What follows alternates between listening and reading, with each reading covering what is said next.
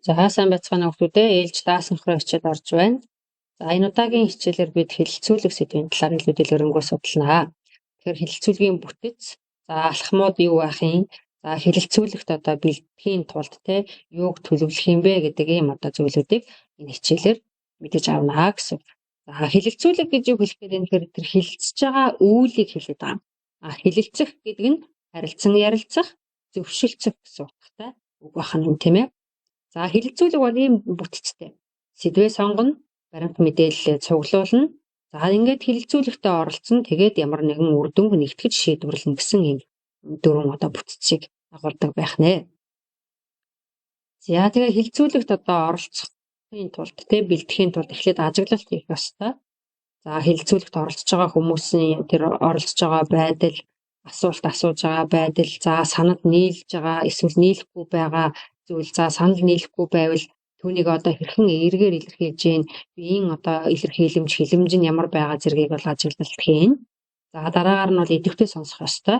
Бусдын ярьж байгаа зүйлд анхаарлаа төвлөрүүлээд тэр ярьж байгаа хэлэлцэж байгаа гол асуудлыг нь ойлгоод мөн бусдын бодлыг эргээр хүлээн авах, хариулт өгөх юм чухал зүйлийг өөрөө тэмдэглэж авах их мэтлэнгээр ер нь бол бэлтгэл ажиллаа хийх хэрэгтэй. За хэлэлцүүлэгт оролцохын тулд бэлтгэл хийхин тулд яах юм гэхээр сэдвийн хүрээнд өөрөө мэдээд судалгаа хийсэн байх ёстой. За нөгөө талаар бусад оролцогчдоос ямар нэгэн эсрэг байр суурь асуулт ирж магадгүй гэдгийг тооцоолох ёстой. За тэгээд өөрөө хизээн тэр сэдвтээ оролцоод асуултанд нь хариулаад, хөв нэмрээ оруулаад үзэл бодлоо илэрхийлнэ гэдгийг өөрөө тэмчиг баримжаа авсан байх ёстой. За ойлгомжгүй зүйл байх юм бол тодруулга авахд бэлэн байх ёстой. Тэгээ өөрийнхөө санал бодлыг хэлж ярихдаа итгэлтэй байх хэрэгтэй тийм үү. За ийм учраас сэтгэл санаагаа тайван байлгах гэдэг ч юм уу ийм бэлтгэл ажлуудыг урьдчилаад хийсэн байх ёстой байх нэ. За дараагаар нь бол асуултаа бас бэлдсэн байх хэрэгтэй байна. Хувийн эргэцүүлэх асуултууд байж болно. За энэ сэдвийн талаар та юу гэж бодож байна танд ямар энэ асуудал нь ямар санагдаж байна гэдэг ч юм уу. За нөгөөтэйгүр тэр оролцогчийн хувийн туршлагыг нь сонсох асуултууд бас байж болно. За та өмнө нь энэ сэдвээр энэ асуудлаар юу бодож ирсэн үү? Ийм асуулттай өмнө нь тулгарч ирсэн үү гэдэг ч юм уу. За дүгнэлт гаргах асуултууд бас бэлдэх хэрэгтэй. За энэ хэлэлцүүлгээс ямар дүгнэлтийг энэ ярианаас ямар дүгнэлтийг та гаргаж байна? Ер нь аль нь чухал санагдаж байна гэдэг ч юм уу. За үйл явцыг танилцуулах асуулт бас байж болно. За та энэ сэдвэр яаж юу хийх вэ? Ямар дараалалаар хийх вэ гэдэг ч юм уу. За таамаглах асуултууд бас байж болно. За хэрв та энэ оролцогчийн өмнө оронд байсан бол та юу гэсэн, энэ хүний оронд байсан бол юу гэсэн ийм асуудал тулгарх юм бол нийгэмд бидэнд танд юу тохиолдож болох вэ гэдэг ч юм уу иймэрхүү таамаглалын асуултууд байж болно. Мөн яагаад гэдэг асуултыг бас тавих нь зөвөө гэсэн.